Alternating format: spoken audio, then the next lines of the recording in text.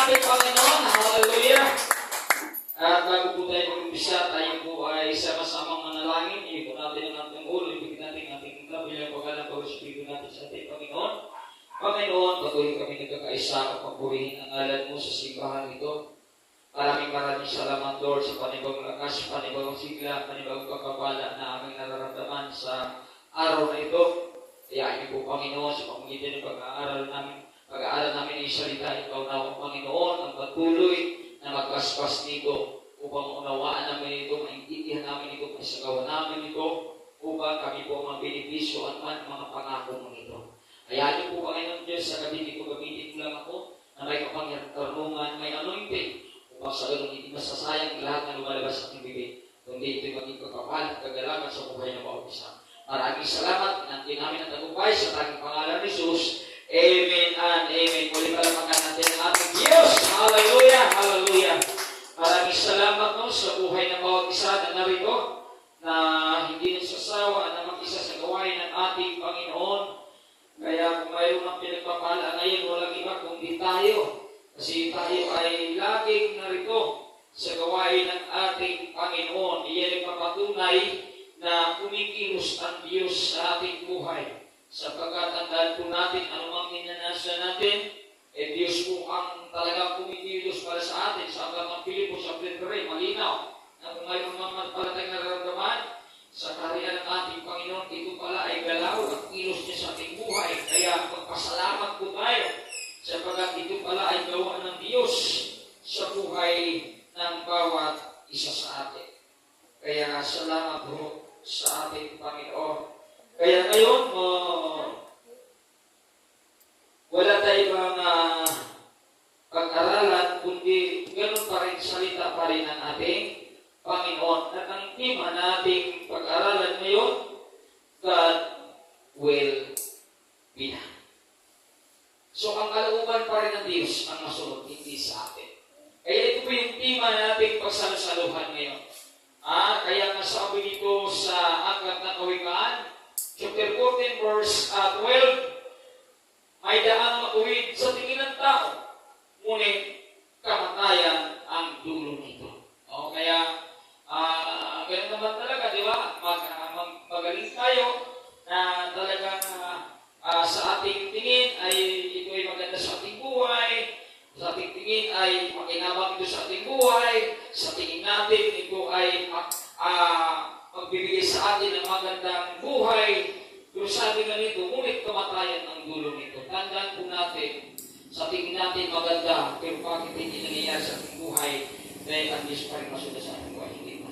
Alam ng Diyos kung ano ang nakakabuti sa atin. Kaya minsan, sa tingin natin, gusto natin makuha, pinagsikapan, pinagharapan, pero bakit hindi nangyayari? Dahil alam ng Diyos, mga kaibigan, na hindi yan ay para sa'yo. Tingin mo lang maganda, pero hindi yan para sa'yo. Diyos pa rin masunod. God will be done pa rin. Siya pa rin. They will be done pa rin, mga kaibigan. Siya pa rin masunod, hindi tayo. Kaya, minsan sa tingin natin, pinagsikapan natin, para gusto natin makuha, pero bakit na-failure tayo? Dahil alam ng Diyos na ikakapahamak natin ito. Kaya magpasalamat din sa Panginoon sa panahon na mabibig tayo sa ating mga kamarap. May mas maganda pa ang pangarap ng Diyos sa buhay ng bawat isa sa atin. Sabi nito kay Father Decision 2, hanggang 3, ang akala ng tao ay tama ang kanyang kilos, ngunit ang tunay niyang layo, as si Yahweh ang nakakatalos. Kaya, mga kaibigan, minsan, tama natin ginagawa, pero hindi na pala ito tama sa paningin ng Diyos. At alam natin, pagpapala natin ito, pero hindi na pala ito pagpapala, nasasaktan na pala ng Panginoon. Dahil ang ginagawa natin ay talagang minsan ay nagbibigay ng kapahamakan atin in the future. Kaya, anong ginawa ng Panginoon? Diyos pa rin ang masunod, mga kaibigan. Kaya sabi nito, ipagkatiwala mo kay Yahweh ang gagawin at magtatagumpay ka sa lahat ng iyong mga layo. Kaya ipagkatiwala na natin sa Kanya. Kung may mangyari sa ating ginagawa, magpasalamat tayo. Kung hindi mangyari sa ating ginagawa, magpasalamat tayo. Sapagkat may mangyari o walang mangyari sa ating ginagawa, ipinagkatiwala natin sa Kanya. Kaya masaya pa rin tayo kung ano ang ginawa o ano ang nangyayari sa ating ginagawa. Sapagkat ang lahat ng hindi pinagkatiwala natin sa Diyos, kaya hindi pa rin tayo magtampo, hindi pa rin tayo manghinay, hindi pa rin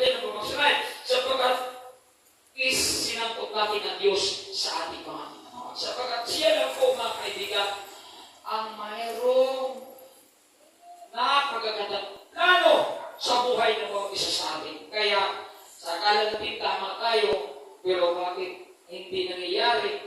Mga kaibigan, hindi na nagtatagal, hindi na nagtatagumpay, dahil ang future niyan ay hindi pala ikakaganda sa atin. Alam ng Diyos ang lahat, mga kaibigan. Yan ang, pero kita natin dito si Apostol Pablo, di ba? Kung siya ay siga-siga, hari-hari siya, ang akala niya maganda, ang akala niya sa kanyang sarili, tama ang kanyang ginagawa. Punta siya sa Macedonia, pinaparusahan ng mga mananampalatay kay Kristo. Ang akala niya, tama ang kanyang ginagawa, pero hindi pala tama. Ang ginawa ng Diyos, tinulag siya para ay tama talaga siya. Kung bulag siya, ay yung panahon na kilala niya ng ating Panginoon. Yung panahon na nagamit siya epektibo sa karin ng ating Panginoon. Kaya sa ating buhay, di ba ang tao, ganun talaga, na akala natin tamang natin ginagawa, akala natin ito ay magpapala sa atin, pagod sa atin. Hindi pala, nasasaktan ng palang Panginoon, kanya siya pinapala tayo. Tama na yan, kaibigan. Anak, tama na yan, hindi na tama yung ginagawa mo. Sa tingin mo lang tama, pero hindi na yan tama. Ako pa rin ang masunod, hindi ako. Kaya talapagan natin ang ating Panginoon. Sunod, Isaiah 55 verse 8, sabi dito sa talatang ito, ang sabi ni Yahweh, ang aking kaisipan ay hindi ninyo kaisipan, at ang aking kaparaanan ay hindi ninyo kaparaanan. So, magkaiba talaga ang isip ng tao at ang isip ng Diyos ng pagkalayo. Kaya sabi ko nga kanina, nag-isip tayo ng maganda, kaya tudo tayo, kilos, galaw, pagsisikap, pagtitiis. Pero hindi pala yan ang nais ng Panginoon. Mayroon pala siyang mas magandang plano sa buhay natin. Kaya magulat tayo. Bakit hindi tayo nagtagumpay? Bakit nabigod tayo? Bakit nasugatan, nasaktan tayo? Dahil mayroon palang mas magandang plano ng Diyos doon sa plano natin. Kaya wala tayong karapatan talaga magtakbo. Diba? Wala tayong karapatan talaga manghina o mamaslay. Dahil lahat mayroon tayo sa ating puso't isipan, alam na Diyos natin. Kung mayroon mag-aaral sa ating maganda, walang iba kundi ang ating pangalan. Kaya sa ating dito mga kaibigan, na huwag natin siya pagmahan. Yun ang ating unang pag-aaral ngayon. Isa lang po ito. Ito yung buhay ni Pedro. Sabi ni number 1, do not believe God. Huwag natin pangunahan ng Diyos. Huwag tayong mas magaling pa sa Diyos. Huwag tayong mas magmarunong pa sa Diyos. Alam ng Diyos ang ating kinabukasan. Alam ng Diyos ang ating patutunguhan. Papunta ka pa lang, iniisip mo pa lang, pakiramdam mo pa lang, alam ng Diyos ang lahat na yan. Kaya, huwag natin siya pangunahan, katulad dito. Sino bang dito si Pedro? Napakaganda ang kanyang mga sinabi dito. Pero, kalaunan, talagang bumahag ng kanyang bugo. Natakot din pala. Pero yung tao, sabi dito, sabi ni Pedro. Sinabi na nga, sabi na natin, Panginoon dito sa kanya. Sinabi ni Jesus sa kanila. Kasi marami sila dito, yung mga apostol dito ng ating Panginoon. Ang sinabi ng Panginoon sa kanila, sa gabing ito ang napakalinaw ang sinabi ng Panginoon sa kanila ng disciple. Sabi ni Jesus, sa gabing ito, ako'y iiwan ninyong lahat. Sabi ng Panginoon sa kanyang mga disciple. Kaya nang sinabi sa kasulatan, papatayin ko ang pastor at magkawat-watak ang mga tupa. Kasi papatayin talaga ang Panginoon. Si Jesus kasi ang pastor dito. At magkawat-watak ang mga disciple. Ngunit pagkatapos ako'y muling mabuhay, mauna ako sa inyo sa Galilea. Sumagot si Pedro dito na. Nagmamalaki si Pedro dito. Pinapangunahan niya ang Panginoon. Sabi niya dito, iabang kung sinabi niya dito. Sumagot si Pedro. Kaya ba si Pedro, malapit kay Kristo, ay ayaw ni Pedro na pasaktan ng Panginoon. Ayaw ni Pedro na layuan ng Panginoon, uliwanan ng Panginoon. Sabi niya, ganda na sinabi dito. Ay, naku, kayo iiwan ng lahat. Hindi ko kayo iiwan. Wow, grabe ang ganda. Sabi ni Pedro, kahit ako iiwan kayo ng lahat, Panginoon, hindi ko po talaga kayo iiwan. Hindi na sinabi na ng Panginoon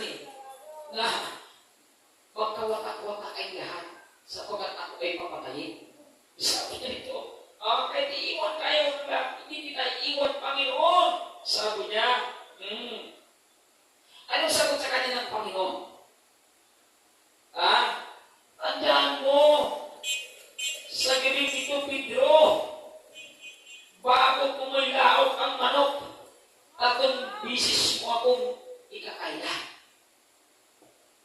Ngayon sinabi ni Pedro, ito na naman, na ako'y patayin.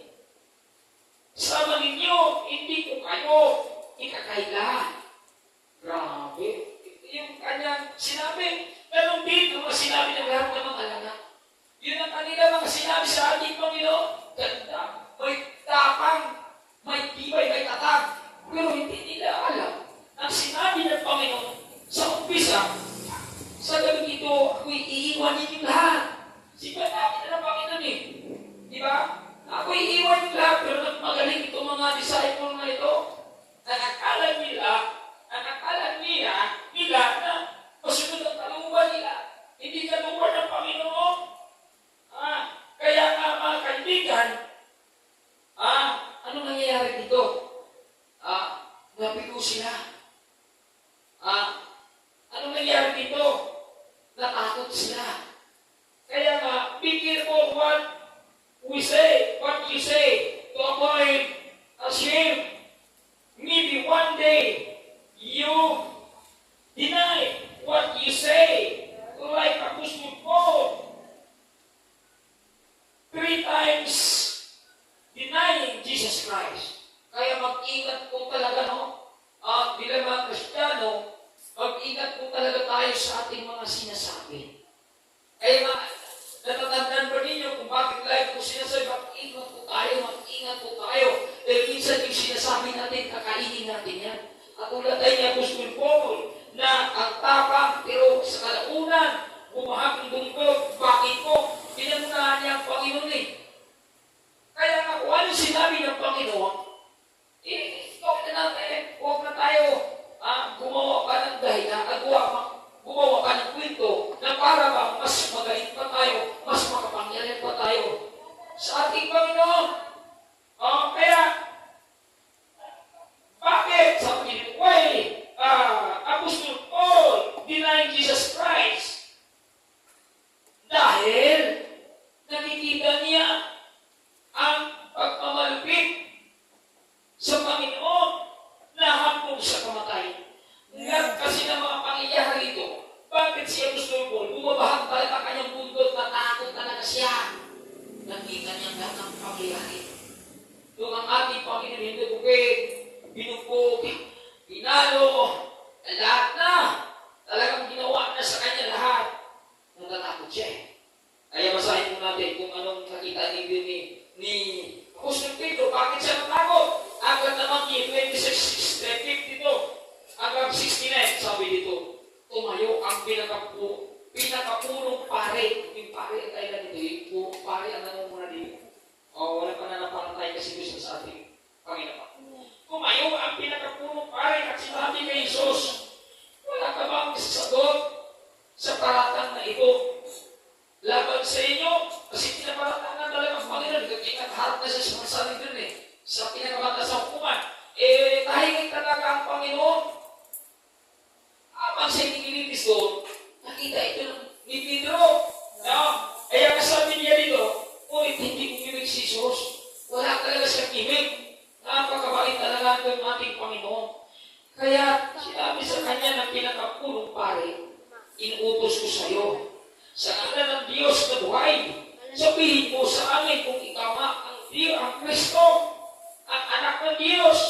Sumagot si Jesus, kayo na ang nagsabi. Sinabi ko sa inyo, di na magtagal at makikita ninyo ang anak ng tao na nakaupo sa kanan na makapangyarihang Diyos at dumating na nasa alapaap. Pagkarinig nito, grabe, wala talagang pananampalataya ang mga pare nito. Yung mga Hudyo, wala pananampalataya sa Panginoon, kaya nag-aalit siya na dito. Pagkarinig nito, ang mga pare na ito, anong ginawa niya? Inumit ang pinakampurong pare ang kanyang damit. Grabe. Kasi hindi sila naniniwala na si Jesus ay Diyos talaga. Pinugit niya, sino ang punit ito? Sino punit yung pinakapumong pare? Ang kanyang damit, pinugit niya. Sinabi, nilapastangan niya ang Diyos. Biruin mo, ano sabi ng pare? Nilapastangan ng Diyos. Kasi mga pare na ito,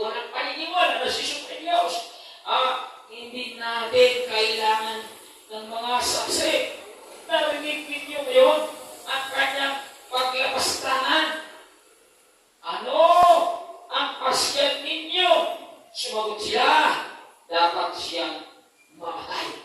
Sa ganitong nangyayari na paglilitis ng ating Panginoon doon sa loob ng Sanhedrin, sa pinakamaatas na hukuman, nakita ni Pedro ang lahat ng pangyayari doon sapagkat nandun siya. Lalo na yung sinabi ng pare, ano ba kami na dito? Ang sagot ng mga unyo, dapat siyang mamatay. Pakinggan ni Pedro ito. At kinutya, sabi dito sa verse 8, at kinutya siya. Uy, Kristo! Pinuin mo, walang talagang galang yung mga tangulang pananampalataya mo. Sinabi, uy, Kristo! Ulaan mo kung sino ang sumampal sa iyo. Samantala, si Pedro ay nakaupo noon sa pati. So, sa ganitong pangyayari, ng ating Panginoon nilitis, sinampal, binugbog, sinugatan, lahat na yan, nakita ni Pedro. Kaya siya'y natakot.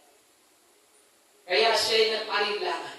Kaya dinidinay niya ang ating Panginoon dito, bumahak ang lungkot ni Apostol Pedro. Bakit nasaksiyan niya lahat Binugbog, sinugatan, sinampal, at hantong sa kamatayan ang buhay ng ating Panginoon. Ay natanto niya na lahat ng sinabi ng Panginoon ay nangyayari sa Kanya. Hinatubig siya, pinagpalo siya, dadalhin siya sa kamatayan. Narinig ni Pedro ito. Mga kaibigan, natatakot si Pedro ito. Sa panahon ito, nakita si Pedro ng isang babae. First, denying. Anong una niyang binanggit? I don't know what you say. Nilapitan kasi siya ng babae sa agad ng Matthew 26:69 verse hanggang 70. Sabi ito, samantalang si Pedro ay napupuno sa patio, nilapitan siya ng utosang babae at sinabi sa kanya, kamahalan, ikaw rin. Kasama ni Jesus na taga Galilee, hindi ba? Sagot dito ni Pedro. Sabi niya, ngunit nagkaya si Pedro at hinarap ang babae, wala akong nalalaman sa sinabi mo. Grabe. Nilapitan siya ng babae, then nahalata siya, nakasama siya ng ating Panginoon. Pero anong sinabi, anong sagot nito ni Pedro? Wala akong nalalaman sa sinasabi mo. Grabe mga kaibigan. Pero sa umpisa, ang sabi niya, Panginoon, kahit iwan kayo ng lahat, hindi kita iiwan. Pero sa aktual na nililitis ang ating Panginoon, nakita niya na hinagupit na ang ating Panginoon. Nakita niya binugbog ng ating Panginoon. At dadali ng Panginoon sa kamatayan. Dito na bumahak ang lungkot ni Pedro. Dito niya dinidinay ang ating Panginoon. Parang isang Kristiyano na katulad natin. No? Nag-abang tayo po ay mayroong nakitang pagpapala, may naranasang gantimpala. Ang sarap sa susunod ako sa iyo. Maglilingkod ako sa iyo. Maglilingkuran kita. Pero sa panahon na may mga digmaan na nakita mo na naghirap ka na, nakita mo na walang-walang ka na, nakita mo na nagdarahog ka na, baka yung mga nangyayari sa inyo hindi maganda, yun ang gamitin mong katwiran para hindi ka na maglingkod sa ating Panginoon Kristo. Baka mamatay ang ating kasiglahan, baka mamatay ang ating kagalakan, baka mamatay ang ating pagiging Kristiyano dahil sa ating naranasan, ating nakita na hindi maganda sa ating buhay. At natin mga kaibigan, kaibigan, na habang tayo nabubuhay sa mundo ito, hindi tayo exempted sa mga pangyayari na hindi maganda sa daigdig ito. Makakaranas tayo. Mga minamahal, na mga hagupit, na mga pagsubok, na mga kawalan, na mga digmaan, pero tandaan po natin sa lahat ng mga pagsubok na ating mga nararanasan, nandiyan ang Diyos para tayo tulungan. Huwag lang tayo magmalaki, huwag lang tayo magmamagaling. Kung anong sinabi ng Panginoon na nakasulat sa Biblia, gawin na lang po natin. Sapagkat may gagawin siya sa atin. Kung sinabi niya na magbigay kayo, sapagkat ibabalik ko yan, siksik-liglig at umaakaw, sinabi ng Diyos sa aklat ng loob, gagawin natin, sapagkat sinabi niya kung hindi natin gagawin, gusto lang tayo magpalain financially. Pag hindi naman natin ginawa ang tinuturo niya, may gagawin ba ang Diyos, mga kaibigan, nagkakamali tayo. Walang gagawin ng Diyos hanggang hindi natin gawin ang kanyang sinabi. Huwag tayo magmamarunong sa kanyang itinuturo sa atin dahil masasaktan lang tayo, magbibigo lang tayo sa ating mga pangarap sa buhay. Ngunit kung ating ginagawa ang kanyang itinuturo sa atin, hindi tayo gumawa ng ibang paraan kundi sinundan din ang kanyang sinasabi sa atin. Ako'y naniniwala na may gagawin ang Diyos sa bawat isa sa atin. Palapakan natin ang ating Panginoon. Kaya huwag tayong magmagaling kung anong itinuturo niya sa atin, sapagkat dyan tayo magpapalaki. Huwag tayo magkulat ni Pedro na sinabihan na nagmamagaling pa. Maraming Kristiyano ngayon O sinabihan mo, nagmamagaling pa. Mga kaibigan, wala nang magaling sa atin kundi ang salita ng Diyos na itinuturo sa atin. Sundin na lang natin ito. Kasi sabi ko sa inyo, ang lahat ng kasulatan ay kinasihan ng Diyos. Lahat wala simple dito At ay lahat, tinuturo sa ating lahat, gawin na natin lahat. Huwag ka na magdahilan. Huwag kasi ako, wala kasi ako, ganito kasi. Ito ba ay mas makapangyarihan ka ba? Mas makapangyarihan pa ba yung dahilan mo kaysa salita ng Diyos? Mga kaibigan, kaya tayo tinuruan at i-comply natin ito sa hirap at ginhawa. Bigyan ka.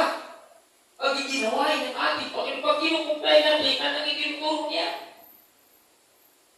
Sapagkat ginawa natin, pag ginawa natin, hindi po pwede paligin ng Diyos ang kanyang pangako para sa atin. Gagawin din niya ang kanyang tungkulin para tayo pagpabalay. Hindi mo ngayon balang araw mangyayari yan. Bakit? Yun ang ating pinangawangan. At abang ginawakan natin, ginagawa natin ang kanyang kalooban sa hirap at pinawa, kawalan at kasalanan, hindi nagpapako ating pagsunod sa kanya bilang tunay na pagtitiwala sa kanyang salita. Palakpakan natin ang ating Panginoon. Magtiwala tayo sa kanyang salita. Huwag tayong magmagaling pa kasi mapahiya lang tayo. Kaya iwasan natin yung pagmamataas para hindi tayo mapahiya tulad nitong taong ito, mga kaibigan. Sinabihan na, pero nagmamagaling pa. Natakot siya Nilapitan siya ng babae, tinitinay niya yung Panginoon.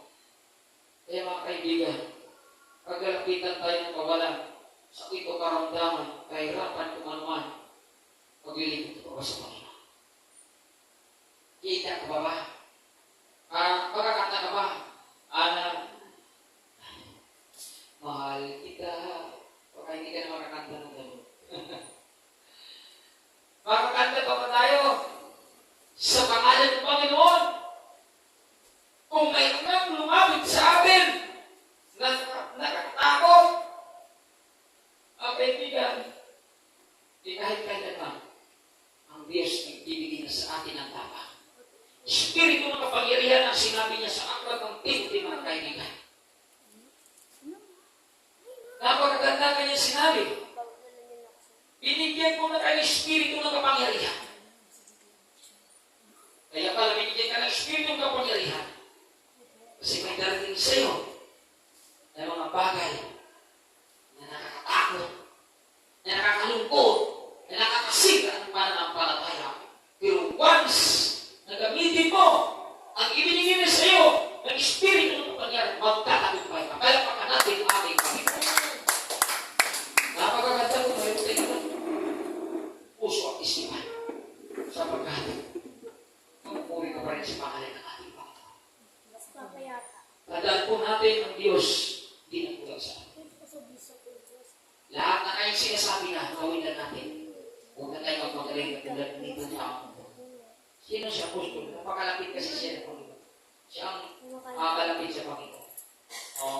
Kaya, ganun na lang siya magsalita.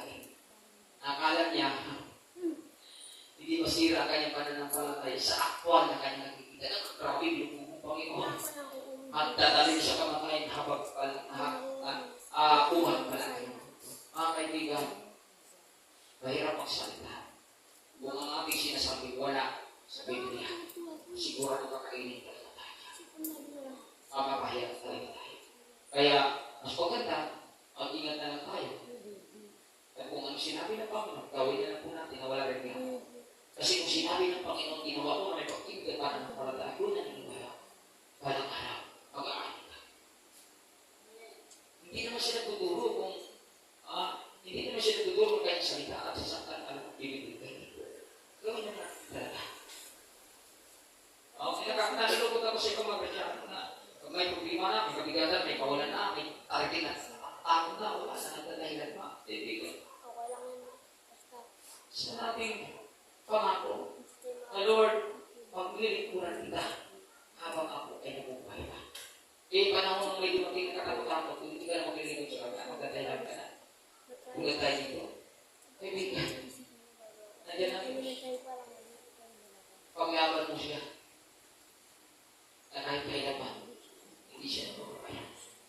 Dahil lahat kanyang sinasabi, gawin na po namin. Pangalawa, pag-deny dito ni Pedro, tatlo lang po ito ang ating pag-aralan.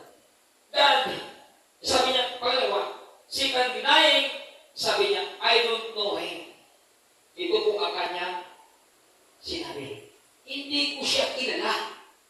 Pangalawa kasi ito na babae, sabi dito sa Matthew 26, 71 ang kasi pumunta siya sa may pituan at nakita siya isang pang utusan na babae. Sinabi dito sa mga naroon, ang tao dito, kasama ni Jesus na taga-nasakit. Ito na.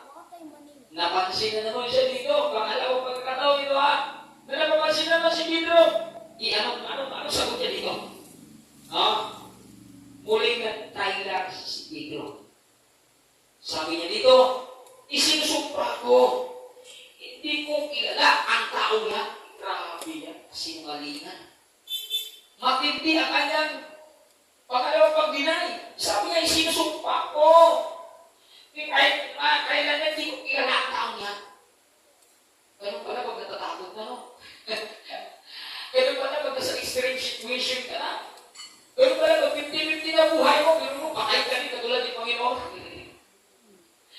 Wala naman ito kapag yan, katulad kapag yan ng Panginoon. Na ang Panginoon, mabuhay. Siya, ganun eh. Natatakot talaga siya. Hindi grabe ito. Grabe nakakalupot ito. Diba? Nakakahiya, no? Napag ganun mga Kristiyano. Pag mayroon na matindig, digmaan na. May labanan na. Ay, ayaw na. Lumabas ng tahanan. Katulad ng mga, hindi ko makalimutan. Pandemic. Daming tao na sa lugar ng tahanan mo. Tahimik ang paligid. Ako lang ang nagsisigaw sa kalsada ng aral. Grabe. Sabi ko, ano mo nangyari dito? Kung mag-isa, habang ka naman, titig yung speaker. Naral sa lugar na kung saan pwedeng mangaral. Ako lang, ingay doon. Walang motor. Wala kang makita. Bensino. Walang tao kang makikita sa labas. Makita ko lang dito, mga pulis na control. Alam mo sa salita ng Panginoon. Salamat sa Diyos. Hindi naman tayo pinagbawalan. Ang daming taong natatakot. Dumating kasi, yung nakakatakot na sakit na hindi nakikita. Pero ang Diyos na hindi nakikita, sila natatakot sa Diyos. Diba? Hindi naman din nakikita ang Diyos eh. Hindi din nakikita ang pandemic eh. Pero sa panahon na dumating pandemic, tako ang iba sa loob ng tahanan eh. Diba? Diba kaya Diyos? Maraming hindi natakot sa Diyos. Bakit ko sinabi? Patuloy ko parang sumasaway sa kanyang pupos. Bakit takot? Sumuhay ka sa pupos. Wala ka takot sa Diyos eh. Pero pagkat isa sakit, takot na takot eh. Mamatay ang katawan eh. yung spiritual, hindi natatakot.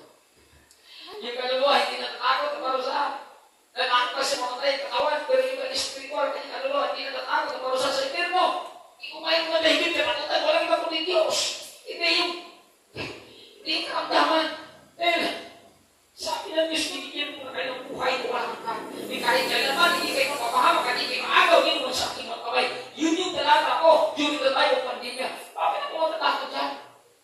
Iyan, ang Diyos ang pinaglilingkuran, mas makapangyarihan sa pandemic na yan. Kaya patuloy ako, mga kaibigan, nangaral, humayo, preaching, wala pagbabago. Hindi bago ang ginawa ko. Bakit yung talata na yan? Tinama ko. At yun ang nagpapasigla sa buhay ko. Kaya ngayon mga kakilala ko, so bakit kumayo ka? Bakit tinarap ka? Bawal na. Sabi ko sa ako lang ako. Kahit ano ngayon eh. Ayaan. May isa mo tayo pinaglilig ko, mas makapangyarihan niya. Grabe ka, Pastor ha? Bakit may talata na magbibigay sa akin ng lakas? May sandata ng hindi mga kaibigan. Kaya pag dumating na nagkakagot na kandaraya sa mundo ito, makatakot. Mas sa Diyos ka naman makatakot. Mas doon ka matakot sa Diyos. Pag hindi ka mangaral, hindi ka umayo, doon ka matakot. Kasi baka mabigod tayo sa mga pangako ng ating Diyos Kristo. Kaya mga kaibigan, maraming tao na natatakot. Ang takot ay nasa isip lamang. Nasa isip mo na naman talaga yun eh. Hindi ko mga nakikita. Pero sa isip mo, diako ka. Tutulog ka na. Hindi mo nakita. Pero sa isip mo, talagang talo ka. Wala kang ginawa. Mga kaibigan. Sabi nga, ang takot ay nasa isip lang. May Diyos na makapangyarihan na tutulong sa iyo. Huwag lang tayo magmagaling sa sinabi ng ating Panginoon. Gawin lang natin ang kanyang itinutulong at magtatagumpay tayo. Sapagkat si Pedro nito mga kaibigan sa pangalawa nating pag-aralan, muli niya, kinakaila ang ating Panginoon. Sabi niya, isinusumpa ko, hindi ko kilala ang tao. Ganun ba tayo mga Kristyano? Sana hindi tayo. Sa panahon na may matinding digmaan, may matinding kawalan, may matinding pinagdaanan, nawa ko ipaglaban pa rin natin ang pangalan ng ating Panginoon natin pinagdaanan. Nawa huwag natin siya i-deny. Pag sinabing deny Jesus or die, dapat natin okay, mga kailangan ko. Hindi ko pwedeng i-deny ang Panginoon ko. Hindi ko i-deny. Huwag natin i-deny ang Panginoon. Sabi natin, we are the temple of God. Kapag alam natin na temple tayo, at alam natin anak tayo, at alam natin na tayo ay totoo, na kinasihan niya, ang kanyang banal na espiritu, bakit i-deny natin siya sa gitna ng kahirapan? Bakit i-deny natin siya sa gitna ng kalungkutan? Bakit i-deny natin siya sa gitna ng kawalan? Ipaglaban natin ang kanyang pangalan. Then siya tayo pagpapalaki ng ating Panginoon Kristo. Palapakan natin ang ating Panginoon. Diba? Kung tayo matulog na itong taon nito, nag-arabi. Igala niya siya ang Panginoon. Kasama niya ang Panginoon. Igala niya kung gaano pagkapangyari ng Panginoon. Pero bakit? Sa akwa na nangyayari, na parang nabinigay sa kamatayan, hindi naman. Hindi mo parang isang tao. Grabe alam kung sa ating panahon, kung nangyayari sa ating pawit pa natin. Kung nakakalungkot ng ganito, kilala niya. Kasama niya. Alam niyo kung gaano kalakilang kapangyarihan. Pero sa panahon na sinamahan niya, Panginoon at nahantulas sa ating Panginoon, bakit dinidin niya? Bakit kaya? Di ba kayo magtaka? Bakit dinidin ng Panginoon? Bakit? Dahil nga, sinabi na ng Panginoon. Sinabi na ng Panginoon na hindi ka makakaroon sa Panginoon. Sinabi ng Panginoon na magkawatak-watak kayo at iiwanan niya ulan. Sinabi naman niya eh. Kaya nga nararamdaman niya takot, nararamdaman niya yung kasi ayaw niya sumusunod sa sinabi ng Panginoon. Iba problema sa ating mga kasulati. na nagmamagaling tayo. Pag nagmamagaling tayo sa sinabi ng Panginoon, may tendency bagsak talaga tayo eh. Kasi sinabi na niya eh. Kaya sumunod lang tayo. Kung sinabi ng Panginoon, naunahin mo siya. Sabi niya, seek ye first the kingdom of God and His righteousness. Isinabi niya, naunahin natin lagi siya. Nagkakanyang tayo, nagkakatutuhanan. Isunod pa na ito, and all these things shall be added unto you. Ayun lang po, kailangan natin malakas sa ating Panginoon. Diba, ito sinabi niya. Kaya sinabi mo, Panginoon, naniniwala ko sa salita mo, na may taglay ka pang gagawin ko ito, at dahil gagawin ko ito, walang araw, lahat ng mga bagay na gusto ko, ay pawang idaragdag mo ito lahat sa buhay ko. Sinabi niya eh. Magalitaan ka pa ba? Eh, bakit hindi mawala sa akin ang mga ginagawa ko sa karya ng ating Panginoon dahil naniniwala ako na totoo ang salita ng ating Panginoon. Naniniwala ako na mangyayari ko sa ating buhay pagdating anak ng Panginoon. Huwag lang tayo maging makurano. Huwag lang tayo maging agresibo. Huwag lang tayo, Kristiyano, na puro reklamo. Sumunod lang tayo sa kanyang salita. Walang araw mag-aanit na tayo. Eh sabi niya, huwag kayo magsawa sa paggawa ng kabuti. Sabagat sa pagkakang ikaw ay mag-aanit pag hindi ka magsasawa. Di ba pinapaiwala tayo? Kahit wala, libro, magsawa. Kahit tatlo, apat lang tayo, huwag kang magsasawa sa paggawa ng kabuti. Sabagat ang pangako niya, mayroong tao wala, mangyayari na sa'yo, ba't susundin natin ang kalungan niya? Hindi ba kasi excited na pag marami? Masaya na pag marami. Pero kung wala na. Kagalatan kasi yan. Nagdududa na, nagalitangan na, napapagod na, naghinala na. Mga kaibigan, ikaw mismo, tumatanggi sa mga pagpaparak na dapat para sa'yo. Hindi tayo magbabago mga kaibigan. Hindi natin pwede siyang i-deny. Magpupuli pa rin tayo sa Kanya. Sasapahin pa rin natin ang Kanyang pangalan. Huwag natin siyang paliguran. Kaya kung ayaw mo ang hindi nakakalan, sa pagkanta natin kinabukasan, walang iba kundi ang ating Diyos na makapangyarihan. Papakan natin ang ating Panginoon. Kaya sumunod lang tayo, huwag natin i-deny ang Panginoon Kristo. Pangatlo, ano bang klaseng pagdidinay nito ni Pedro? Pangatlo, sabi niya, grabe itong Panginoon na kanyang sinasabi. Sabi ni Pedro, God will punish me if I lie. I don't know Him. Grabe sabi niya. Para sa anak ng Diyos, kung ako'y nagsisinungaling, hindi ko talaga siya kilala. Grabe ito. Pero yung pananalita ito, inipinsahan talaga sa sarili niya para hindi siya mabubog, para hindi siya makalaw, para hindi siya pakain. Grabe, pagdidinay niya dito, grabe mo na nagkatakot, sabi niya, God will punish me if I lie. I don't do Him. Nakakalungkot ang sinasabi niya dito sa pangatlo kaibigan. Sabagat muling lumapit sa kanyang babae, sabi dito sa Aklat ng Matthew 23, sabi dito, kalibas ang ilang sandali, lumapit kay Pedro ang mga naroon. Marami pala lumapit sa kanya. Sabi nila, isa ka na sa mga tauhan niya na halata ko sa punto ng iyong pananal pagsasalita. Para siguro ang Ilocano yata ito. Ang Bisaya. Nahalata ko sa punto na iyong pananalita. Nako, anong sabi nila ito sa loob si Pedro? Ito na nakakalukot na sagot ni Pedro mga kaibigan. Sabi niya dito, parusahan nawa ako ng Diyos. Kung nagsisinungaling ako, hindi ko talaga dala ang taon yan. Grabe. At kung sinabi niya yan, kung sinabi niya gano'n, ang nangyayari, pagkasabi, dito, tumilao ang manok. Naalala ni Pedro ang sinabi ni Jesus. Bago tumilao ang manok na 3 pieces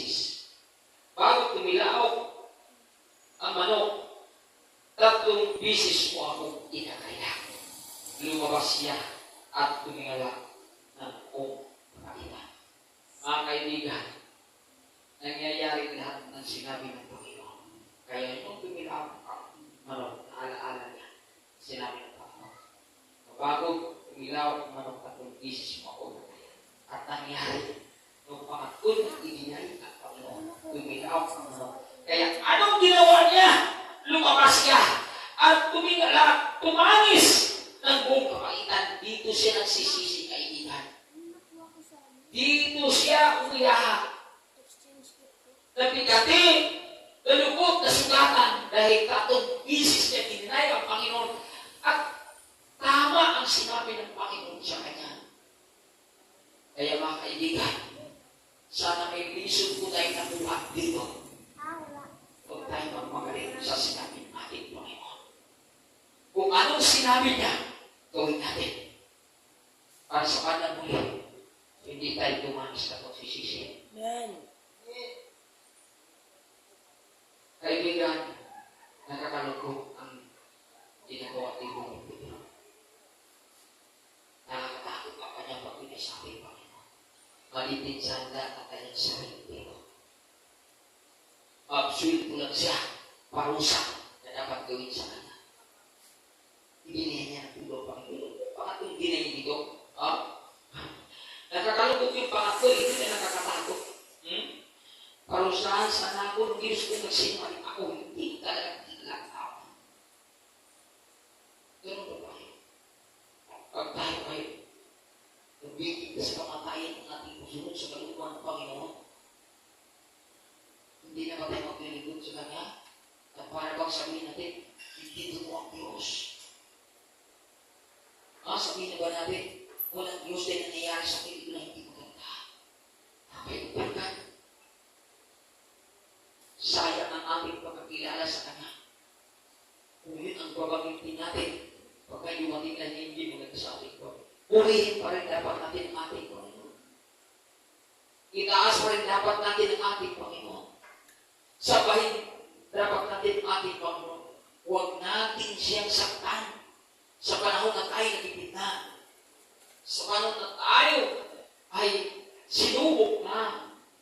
Sa panahon na ay dinurog na ang ating puso't isipan. Naway itas pa rin natin ang kanyang pangalan.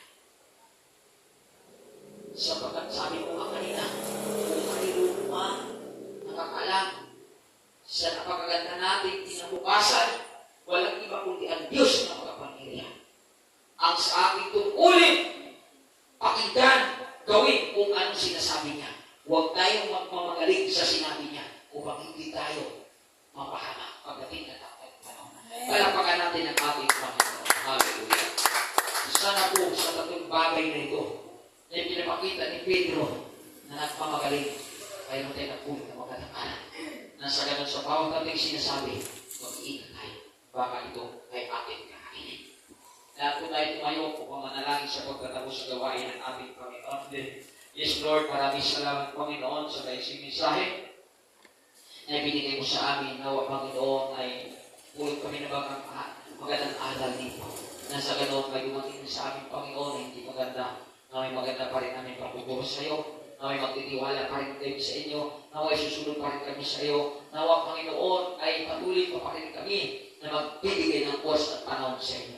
Ipahintulot nawa na mangyari, Panginoon. Kaya niyo po, Panginoon, nabalutan mo kami ng kapangyarihan upang patuloy namin isagawa ang iyong kalooban. Panginoon, maraming salamat, Panginoon, sa tagumpay ng gawain mo sa gabing ito. At ayanon, Panginoon, ang bawat isa pagsamantala na uuwi sa kalatahanan, ingatan mo na at ubayan upang ang pinigdas at may kagalangan. Lord, bago kami, Panginoon, ay aalis, meron kaming prayer meeting sa gabing ito. Dalangin po namin, Panginoon, nasamahan mo kami. Katapuin mo ang pangailangan ng bawat isa sa amin upang makapamuhay kami, Lord, may kagalakan sa mundo ito. Maraming salamat sa tagumpay ng gawain mo. Sa tanging pangalan ni Jesus. Amen and amen.